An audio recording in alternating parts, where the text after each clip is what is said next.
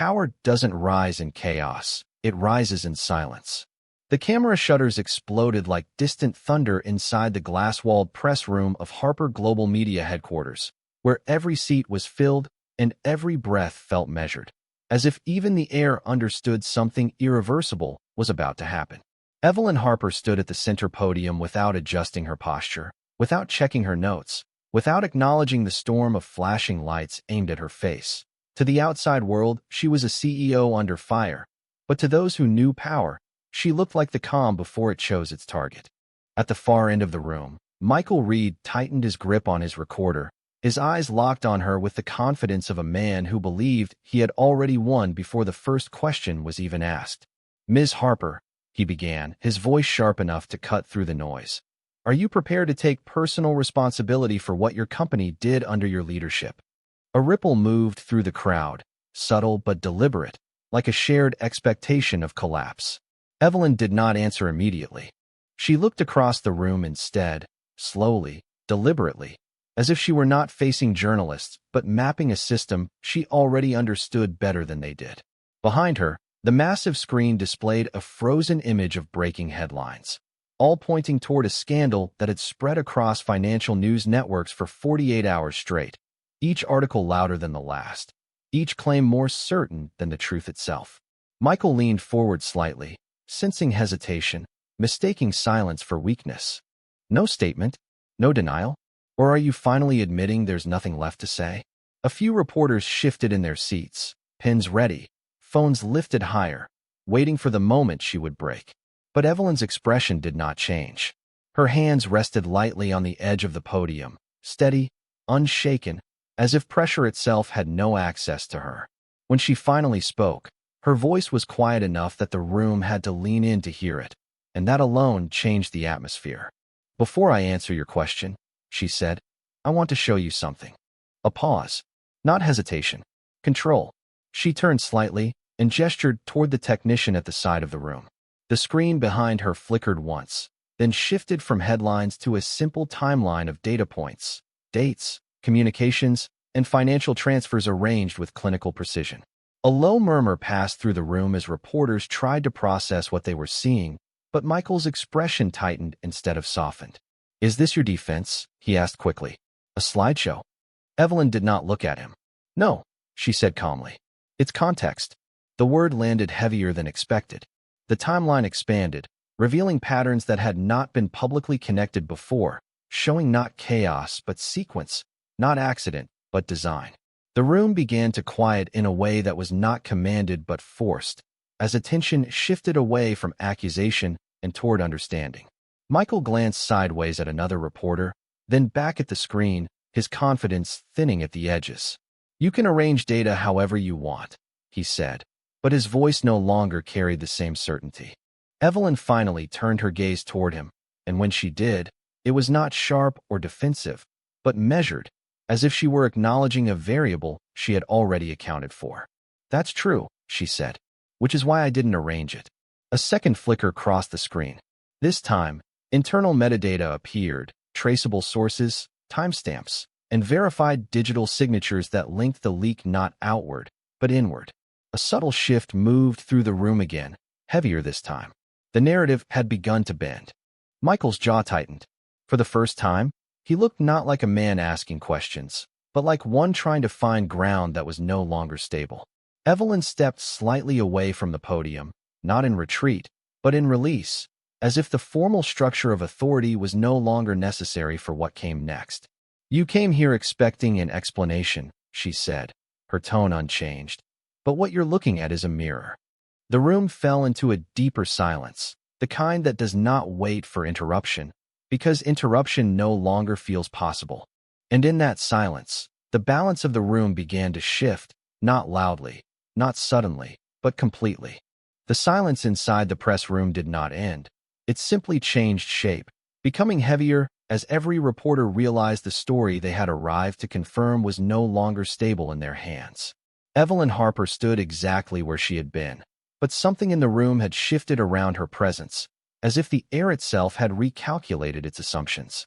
Michael Reed was the first to break the quiet again, though his voice now carried a thinner edge than before. You are suggesting this entire investigation is fabricated?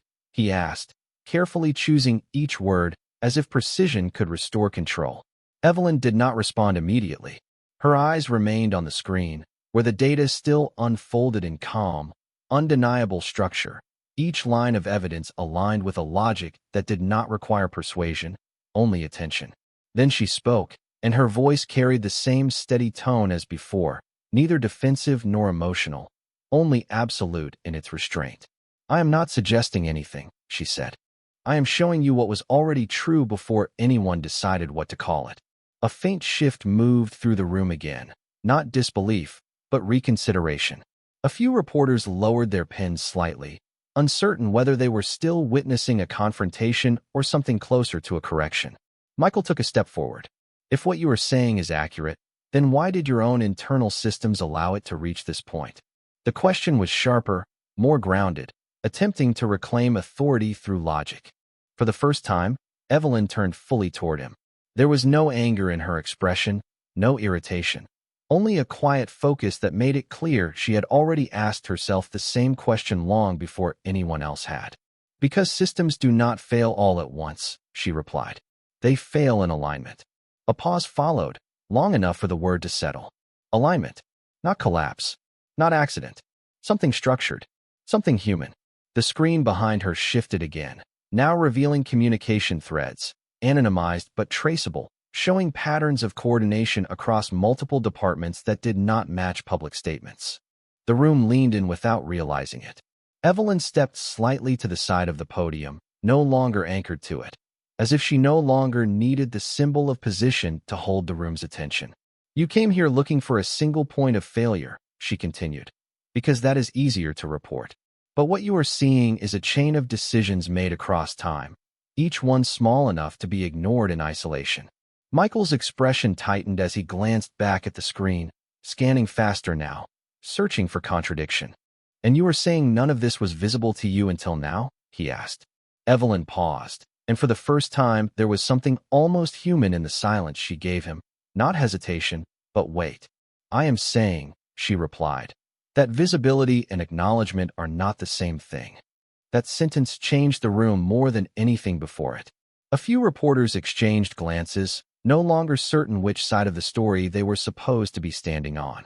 The certainty they had arrived with began to fracture, not because it was disproven in a single moment, but because it was no longer singular at all. Evelyn looked across them, not as an opponent, but as someone observing a system reacting to information it had not been prepared to interpret.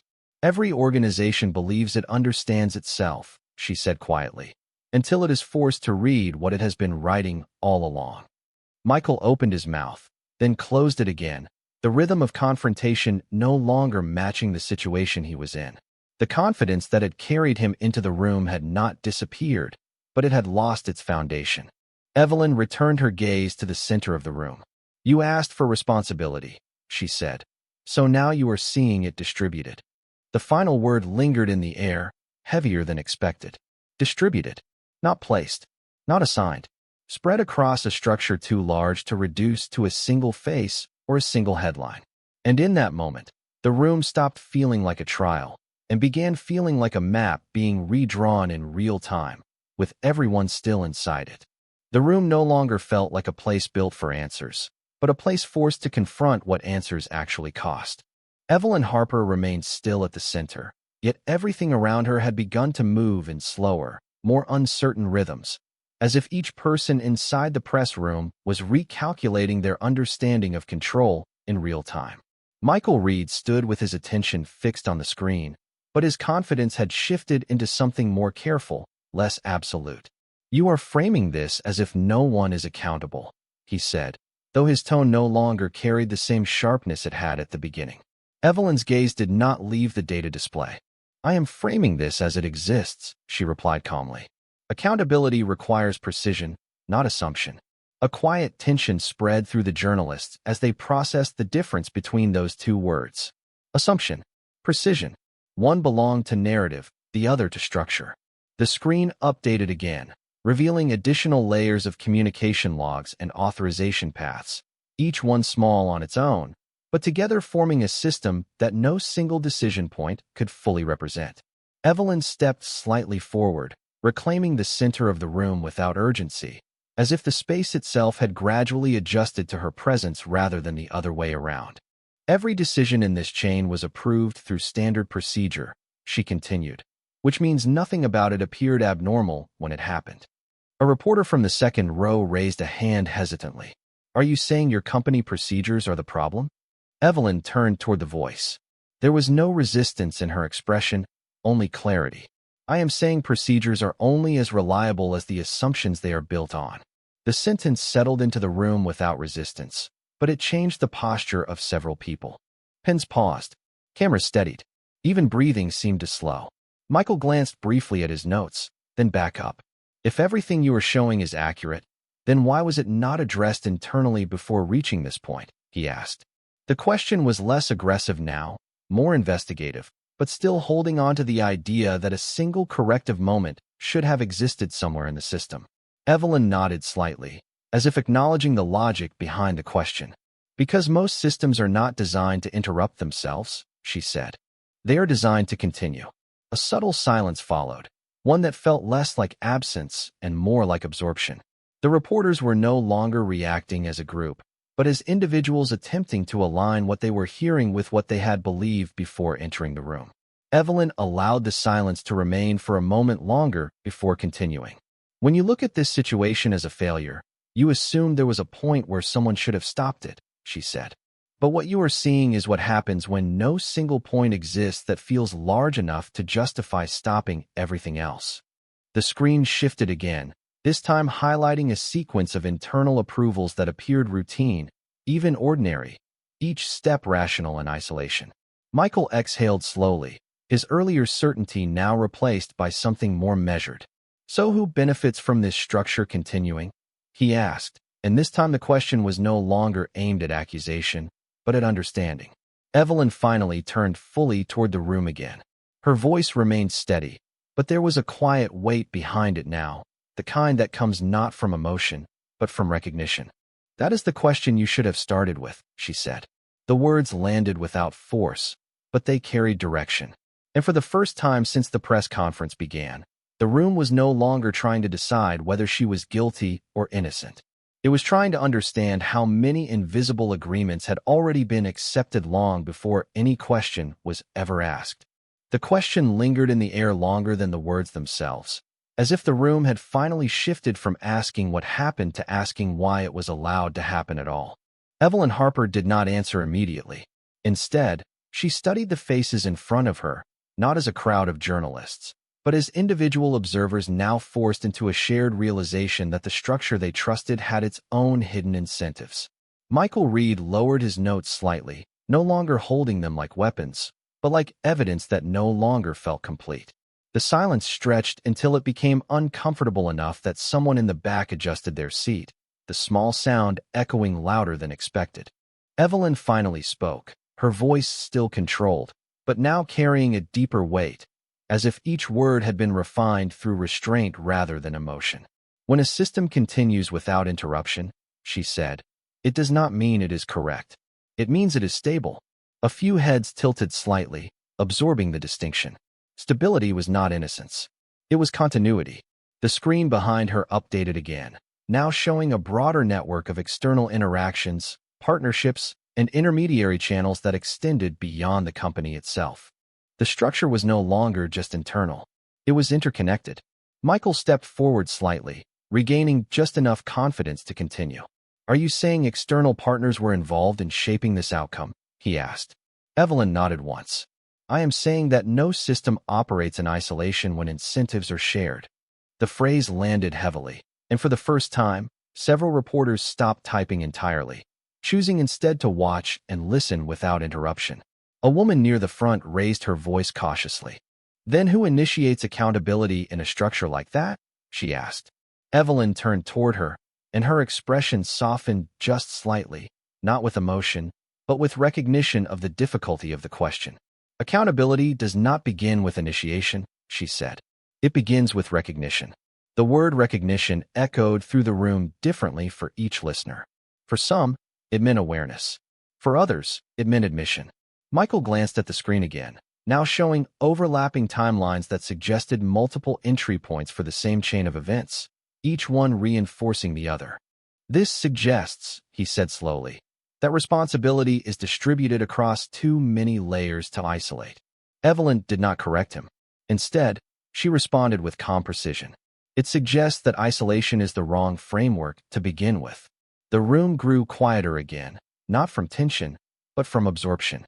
The reporters were no longer trying to force a single narrative to emerge. They were beginning to understand that the narrative itself might be the limitation. Evelyn took a small step back from the screen, allowing the data to remain visible without her framing it further. What you are looking at is not an exception, she continued. It is a reflection of how large systems evolve when every part is functioning as designed, but the design itself is never questioned. A subtle shift passed through the room again, less visible now, more internal. Michael looked down for a moment, then back up, his tone quieter than before. Then what changes that, he asked. Evelyn paused, and for the first time, her answer did not come immediately. When she spoke, it was not with authority, but with clarity earned through distance. Awareness that no single part is responsible for the whole, she said, and yet every part participates in it. The room held still, not because it was commanded to, but because it no longer knew where certainty belonged. And in that stillness, the conversation had already moved beyond accusation, beyond defense, into something far more unsettling for everyone present, understanding without a clear place to put blame. The silence that followed was no longer fragile. It had become structured, as if the room itself had accepted that the conversation was no longer about a single company, but about the way every system in the room interpreted responsibility. Evelyn Harper stood with steady composure, her gaze moving across the journalists who now no longer looked like attackers, but like participants in something they had not fully understood when they arrived. Michael Reed remained near the front, his posture less aggressive now, his attention divided between Evelyn and the shifting data on the screen, as if searching for the exact moment where interpretation had turned into exposure. Evelyn finally broke the silence again, her voice calm and precise. When recognition becomes widespread, she said, the next question is not who is responsible. The question becomes what was ignored in order for this to remain invisible. A low murmur passed through the room, not of disagreement, but of discomfort. The framing had shifted again, away from accusation and toward reflection. Michael raised his voice slightly, but without the same force as before. Are you implying the press contributed to this situation by not identifying it earlier? He asked. Evelyn did not react immediately. She looked at him for a moment that felt measured rather than emotional, as if she was acknowledging the structure of the question rather than its intent. I am saying every system that reports on others is also part of what it reports on, she replied. The sentence settled heavily, and for the first time, several reporters stopped looking at Evelyn and began looking at one another. The screen behind her changed again, now displaying a new layer of documentation labeled as independent review records, time-stamped and verified, showing internal audits conducted before any public reporting had begun. A faint shift moved through the room as people began to realize that some of what they were being shown had existed long before the press conference ever started. Michael took a step back, his expression tightening slightly. These documents were not part of the public disclosure, he said. Evelyn nodded once. They were not intended to be. They were part of a preemptive review cycle that began before external escalation occurred. The word preemptive changed the atmosphere again. It suggested preparation, not reaction. Control, not defense. A reporter near the side aisle lowered her microphone slightly, her voice hesitant. If internal review was already in progress, why allow this press conference to proceed under these conditions? She asked. Evelyn turned toward her, her expression steady but no longer distant. Because transparency without timing is incomplete, she said. And timing without transparency is manipulation. The room fell into another wave of silence. But this time it was not imposed by shock. It was created by recalibration. Michael looked down briefly, then back up, his voice quieter now, as if testing the boundaries of his own certainty. So what is this then? Accountability or control of narrative? Evelyn paused again, and when she spoke, her tone carried neither defensiveness nor persuasion, only structure. It is the point where narrative stops being owned by assumption, she said. The screen behind her faded slightly, leaving only the core timeline visible, stripped of annotations, leaving raw sequence without interpretation. What remains, she continued, is not what you believe happened. It is what can be verified as having occurred, regardless of belief. For the first time, no one in the room responded immediately. The journalists were no longer reacting as a unified group. Each person seemed to be processing independently, as if the structure of the story they had arrived with had dissolved into individual fragments of understanding. Michael finally lowered his gaze, not in defeat, but in recalibration. The authority he had carried into the room had not been disproven, but it had been redistributed into something broader than any single voice. Evelyn looked across the room once more, her presence unchanged, but its meaning now interpreted differently by everyone watching. At this stage, she said quietly, the only question that remains is not who failed, but who is willing to see what failure looks like when it is not assigned to one name. And in that moment, the press room was no longer a place of confrontation. It had become a place where certainty itself was no longer the primary requirement for understanding. The room had settled into a different kind of attention now, one that no longer waited for revelation in the form of shock, but instead searched for meaning and structure. Evelyn Harper stood at the center of it all with the same controlled stillness. Yet the perception of her presence had shifted again, no longer seen as a subject under scrutiny, but as a reference point the entire room was beginning to measure itself against. Michael Reed remained silent for a longer stretch than before, his earlier urgency replaced by a careful stillness, as if every assumption he had arrived with was being examined internally before being spoken aloud again. Evelyn broke the silence first, her voice steady but softer than earlier, not in emotion, but in precision. At this point, she said, what you are seeing is no longer about a single organization or a single report. It is about how information becomes interpreted when it moves through multiple layers of expectation. A few reporters adjusted their posture slightly, no longer leaning forward in anticipation, but sitting more evenly, as if trying to understand the shape of what they were hearing rather than the direction of it. Michael finally spoke, his tone measured, lacking the force it had carried earlier. Then what is the role of leadership in a structure like this? He asked. Evelyn considered the question for a moment, her eyes briefly returning to the screen where the remaining data stood unchanged, as if waiting for acknowledgement rather than explanation. Leadership, she said, does not eliminate complexity. It decides whether complexity is acknowledged or ignored. The sentence hung in the room without resistance.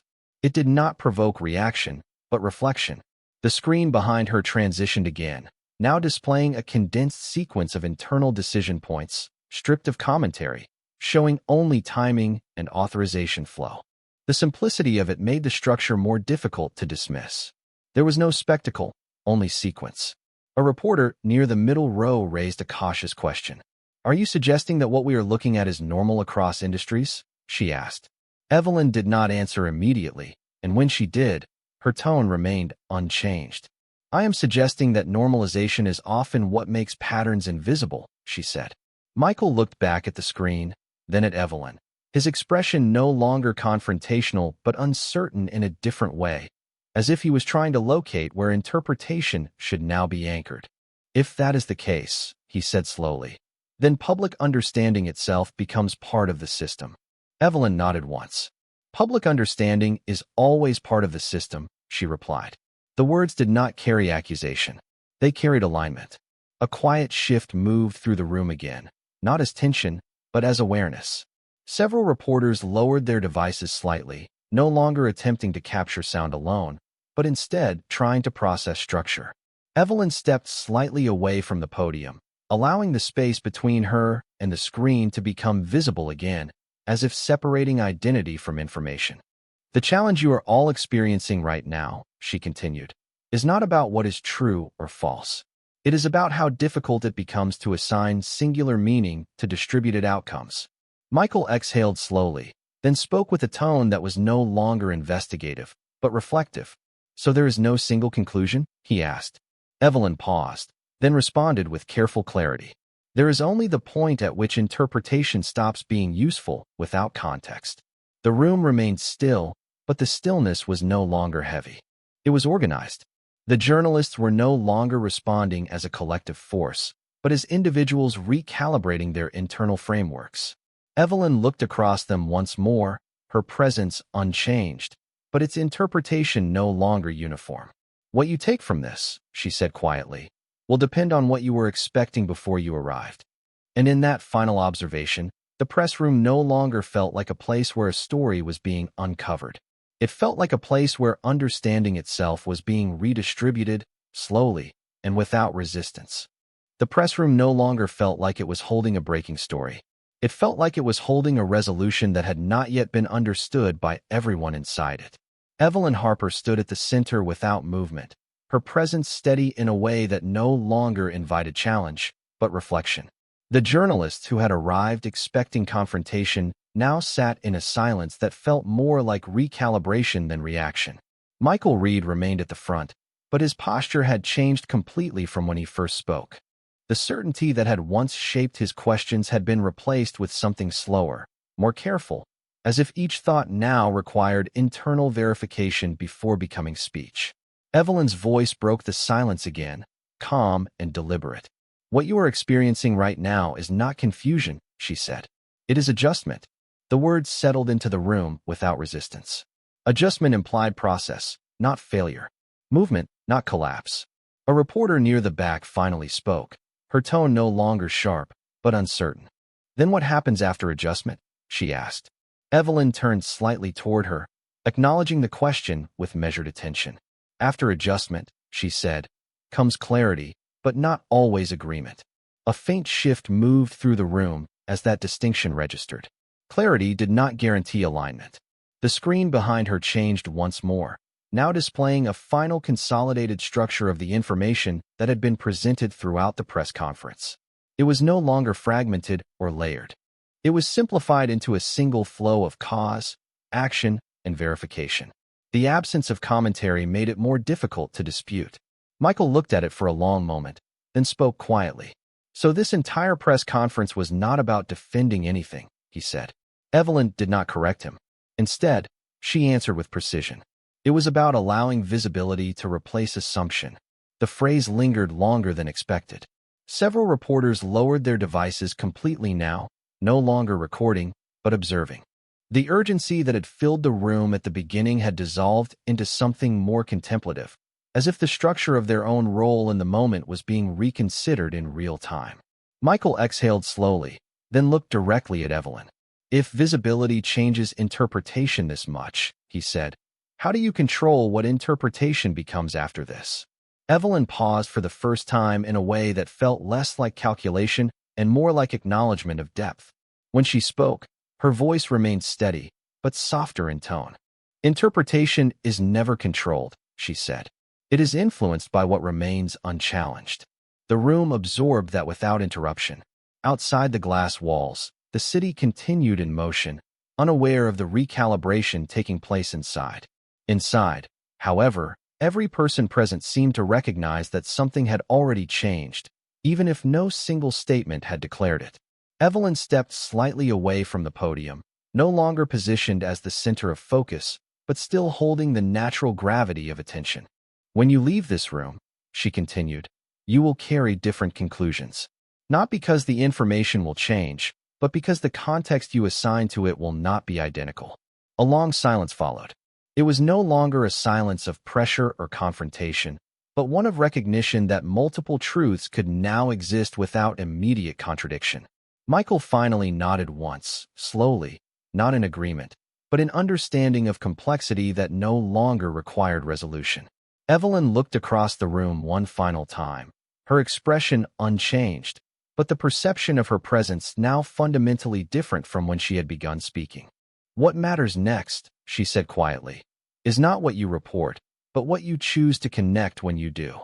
And with that, the press room remained still, not because it had reached an ending, but because it had reached a point where the story no longer belonged to a single version of interpretation. The room had reached a point where silence no longer felt like hesitation, but like completion, as if every person inside it had arrived at the same threshold from different directions and now stood still, not because they were forced to, but because there was nothing left to push against. Evelyn Harper remained at the center of that stillness, no longer as the focal point of confrontation, but as the reference point through which the entire experience had been interpreted. The journalists were no longer searching for a missing piece, because the idea of a missing piece no longer applied. Michael Reed stood quietly at the front, his earlier intensity fully dissolved into measured reflection, his notes now resting at his side without urgency, as if the act of writing had become secondary to understanding. Evelyn spoke again, her voice steady and deliberate, carrying no emphasis beyond clarity itself. "What remains after information is fully presented," she said, "is not conclusion. It is responsibility for interpretation." The words did not provoke reaction this time. They settled evenly across the room, not as instruction, but as recognition of what had already occurred. A reporter near the side aisle lowered her gaze briefly, then looked up again, her expression no longer searching for contradiction, but for alignment. Michael finally broke the silence, his voice quieter than before, stripped of its earlier force. "Then there is no final version of this story," he said. Evelyn did not hesitate. "There is only the version that survives examination," she replied. The screen behind her faded gradually, leaving only a neutral background, as if even the visual structure of explanation had fulfilled its purpose and stepped aside. Several journalists began to gather their things slowly, not in dismissal, but in acknowledgement that the moment had shifted from presentation to reflection. The energy in the room had changed from extraction of truth to processing of meaning. Michael remained in place for a moment longer, then looked toward Evelyn again. "What happens now?" he asked, not as a challenge, but as a question without assumed direction. Evelyn considered him for a brief moment, then answered with the same measured clarity she had maintained throughout. "Now the interpretation moves beyond this room," she said, "and becomes part of how decisions are made elsewhere." The phrase lingered in the air, suggesting continuation rather than closure.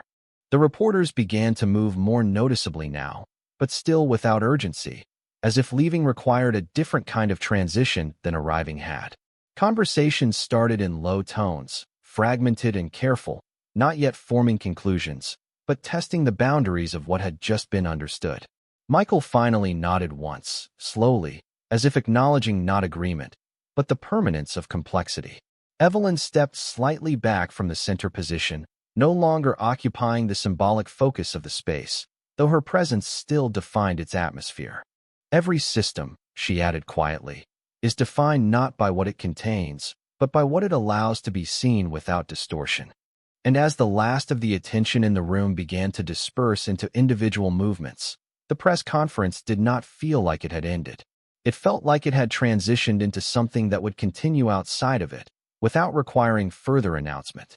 The press room had emptied in stages, not with sudden departure, but with the slow dissolution of attention, as if each journalist required a different amount of time to accept that what had just occurred was no longer an event, but a reference point for something larger than itself.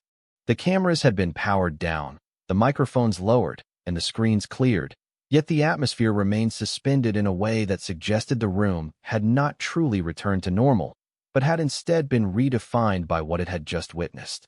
Evelyn Harper remained for a moment longer at the center, not as someone concluding a statement, but as someone confirming that no further statement was necessary.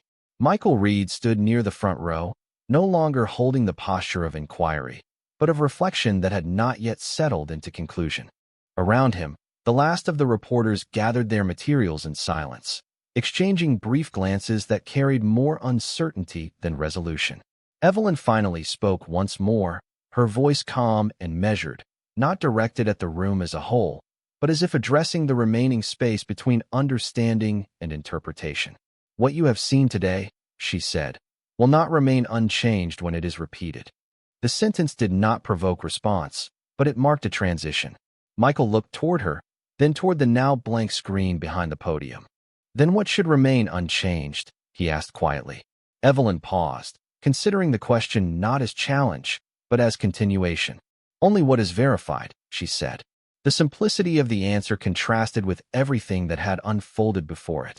Several reporters had already begun moving toward the exits, but their pace was unhurried, as if leaving required them to carry something internally rather than physically. The room no longer felt like a place of confrontation, but like a place where perception itself had been adjusted and now required adjustment in return.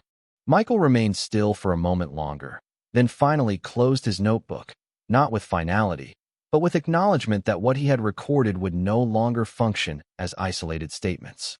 Evelyn stepped away from the podium fully now, no longer occupying the structural center of attention, though the absence of that structure did not diminish her presence. Responsibility does not end with disclosure, she added quietly. It begins with what is done after disclosure is no longer new. The remaining journalists paused at the threshold of the room, some already in the hallway, others still inside, but no longer engaged in active observation. The distinction between audience and participant had blurred without announcement. Michael finally gave a slight nod, not directed at agreement, but at recognition that the framework he had used to enter the room no longer applied in the same way as when he first arrived. Evelyn did not watch him leave. Instead, she turned slightly toward the now empty screen, as if acknowledging that the information had completed its visible cycle and now existed only in interpretation. Systems do not end at explanation, she said softly, almost to herself. They continue through what is understood after explanation has finished. And with that, the last of the movement in the room shifted toward departure, leaving behind not silence of conclusion, but silence of continuation, as if the press conference had not ended so much as it had extended beyond the walls that once contained it. The press room was now completely empty, yet it did not feel abandoned. It felt completed, as if the space itself had absorbed everything that had been said and was now holding it in a quieter form, no longer as sound, but as residual understanding. Evelyn Harper stood alone at the center for a brief moment longer, her presence no longer framed by cameras or questions, but by the absence of them. The silence was no longer part of the event. It had become what remained after it. She looked across the rows of vacant seats, where only minutes earlier every seat had been occupied by intent, curiosity, and resistance. Now there was only stillness.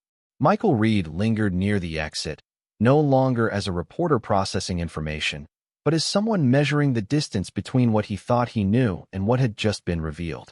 He glanced back once more toward Evelyn before stepping further into the hallway. "This will not be understood immediately," he said quietly, more to himself than to her. Evelyn did not turn, but her voice carried evenly across the empty space. It was never meant to be understood immediately.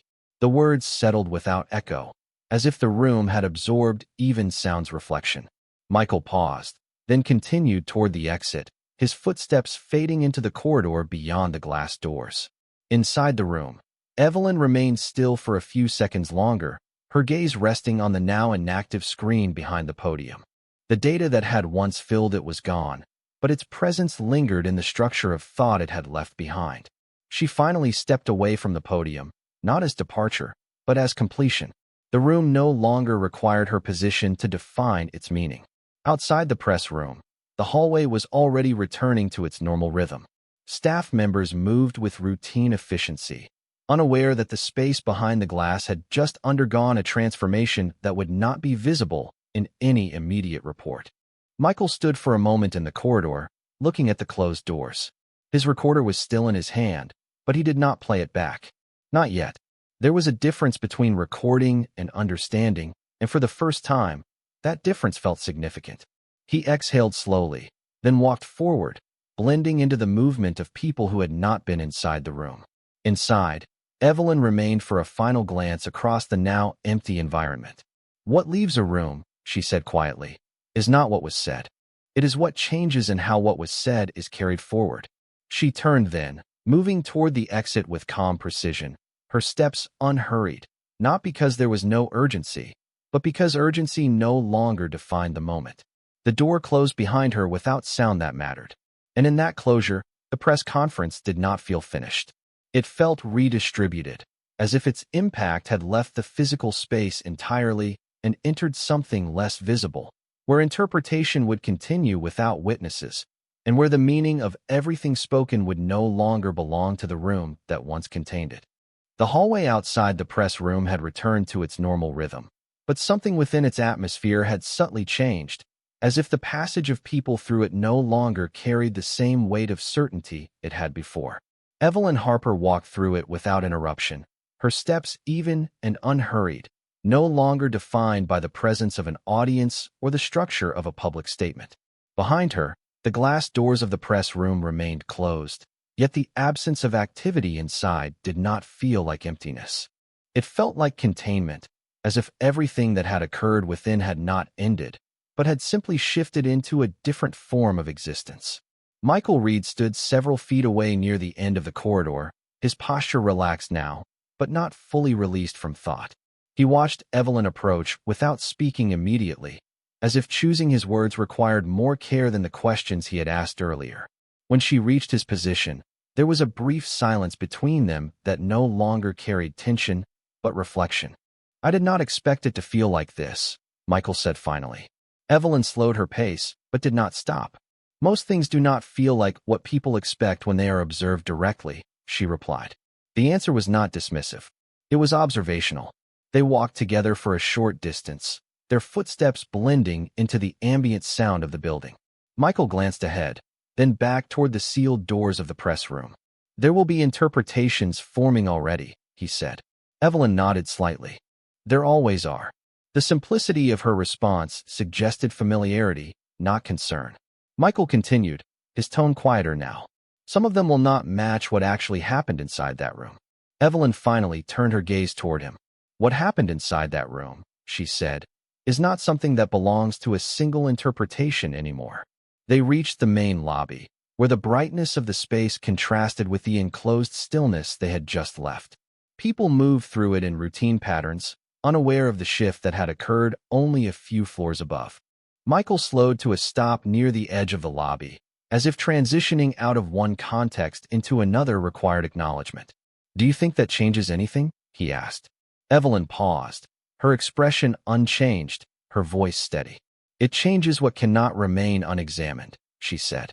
The answer did not invite agreement or disagreement. It simply established direction. Michael considered this for a moment, then gave a small nod, not in conclusion, but in acceptance that conclusion was no longer the appropriate frame. Evelyn continued forward a few steps, then stopped briefly as if recognizing something not in the environment, but in the progression of events themselves. "When information is complete," she added, "responsibility does not disappear. It distributes." Michael watched her for a moment longer, then spoke softly. "And when distribution happens, who holds the center?" Evelyn looked ahead, toward the exit where daylight filtered through the glass doors. "There is no center," she said. "Only continuity." She then resumed walking, her presence merging into the movement of the building beyond the lobby. Michael remained where he was for a moment, processing not the content of what had been said, but the structure of how it had redefined itself over time. Then he turned slowly, placing his recorder back into his bag without replaying it, and walked in the opposite direction, carrying with him not a conclusion, but a framework that no longer pointed to a single ending. The building lobby continued its steady rhythm of movement, but everything about it now felt subtly recontextualized, as if the flow of people passing through had become part of a larger pattern that only revealed itself after the press room event had ended. Evelyn Harper moved through the space with calm consistency, no longer followed by cameras or questions, yet still carrying a presence that seemed to shape the attention of anyone who briefly crossed her path. Michael Reed had already turned away in the opposite direction, disappearing into the corridor network of the building, his figure blending back into the structure of the world he was familiar with, though his understanding of it had clearly shifted. Evelyn paused briefly near the exit doors, where daylight filtered through the glass in soft layers, creating a quiet boundary between what had been said inside and what would continue outside without reference to it. She stood there for a moment, not as someone concluding an event, but as someone acknowledging that the event had already transitioned into a different phase of existence. A staff member passed nearby and offered a polite nod, unaware of the significance attached to the stillness she had just interrupted. Evelyn responded with a subtle acknowledgement, then continued forward. The doors opened automatically, and the sound of the city outside entered the space with a different kind of energy, more fragmented, less contained. She stepped out without hesitation, her movement unbroken by the transition. Behind her, the glass doors closed softly, sealing the interior away without finality. Outside, the city continued in its layered motion, people moving through sidewalks, traffic flowing through intersections, conversations overlapping without pause. None of it reflected the structure of what had just occurred inside the building, yet it all existed within the same continuity. Evelyn walked forward at an even pace, her attention not directed toward any single point, but toward the broader sense of completion that no longer required validation. A few steps behind her, Michael emerged from another exit point of the building, slowing as he reached the sidewalk. He looked briefly in her direction but did not call out. Instead, he observed from distance, as if recalibrating the meaning of proximity itself. The recorder in his bag remained untouched, not because it had lost value, but because its function had changed. It was no longer a tool for capturing information, but a record of something that would require time to interpret beyond its immediate form. Evelyn continued walking without turning back, her presence gradually merging into the rhythm of the street, no longer defined by the structure of the press room or the questions that had filled it. Michael eventually began to walk as well, but in a different direction, his steps slower, as if each movement was aligned with a thought rather than a destination. The distance between them increased naturally, not through separation, but through divergence of context.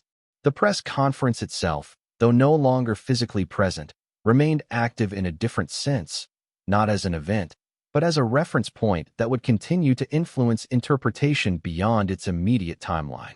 Evelyn crossed the next intersection as the light changed, her expression unchanged, her focus forward, no longer engaged with the past sequence of questions or the structure of responses that had defined the earlier environment. And as she moved deeper into the city, the moment that had begun inside a controlled room of inquiry now existed only as something distributed across memory, interpretation, and the evolving understanding of those who had been present, without ever needing to be repeated again in its original form. The city continued its endless motion, but something within its rhythm had shifted in a way that could not be measured by noise or speed, only by perception. Evelyn Harper walked through the streets with the same steady pace, no longer framed by glass walls or microphones, but by the quiet distance between events and their understanding. The press conference no longer existed as a physical moment. It now existed as something carried forward in fragments, in thoughts that would resurface later when context allowed them to form differently. She paused briefly near a crosswalk as the light turned, waiting without impatience, her presence blending naturally into the flow of pedestrians around her. There was no visible change in her expression, but something about the weight she carried had shifted. Not lighter, not heavier, simply resolved. Across several blocks away, Michael Reed stood outside a small cafe, watching the movement of the city without fully engaging with it. The recorder in his bag remained untouched, not because it had lost importance, but because it no longer felt like the correct form of preservation. He exhaled slowly, looking down at the pavement as if trying to locate the exact point where understanding had transitioned from information into perspective. He did not speak, nor did he attempt to summarize what he had witnessed. Instead, he allowed it to remain incomplete in language, because completeness no longer belonged to words alone. Evelyn continued walking until she reached a quieter section of the street, where the density of movement softened into slower, more spaced intervals. She stopped there for a moment, not because anything required her attention, but because the absence of demand itself had become noticeable. For the first time since the press room, there was no structure asking for interpretation, only continuity. She looked ahead at the city extending into distance, its buildings unchanged, its pace uninterrupted, yet subtly different in how it now existed within her awareness. The events of the day were no longer separate from her. They had integrated into something broader, not as conclusion, but as alignment. A faint breeze moved through the street, carrying sound without direction, and she allowed herself to simply stand within it, no longer positioned as a source of explanation or defense. There was no audience now, only presence. And in that presence, something quiet and stable remained, not victory, not resolution in the traditional sense, but a form of understanding that required no further justification. Michael eventually began walking again, his direction uncertain at first, then gradually steady, as if the act of movement itself was restoring balance rather than seeking destination. He did not replay the recording. He did not need to. What he had experienced no longer belonged to documentation alone. It belonged to interpretation that would evolve over time, shaped by what he now understood could not be reduced to a single narrative. Evelyn resumed walking as well, disappearing gradually into the rhythm of the city, no longer distinct from it, but part of its ongoing flow. And as the distance between them and the press room became absolute, what remained was not the event itself, but the quiet recognition that truth, once fully observed, does not demand reaction. It simply asks to be carried forward with honesty. If this story made you pause, reflect, or see something differently, take a moment to share what it made you feel, because sometimes the quietest moments are the ones that stay with us the longest. And if you want to continue exploring stories like this, you can subscribe and stay with us for what comes next.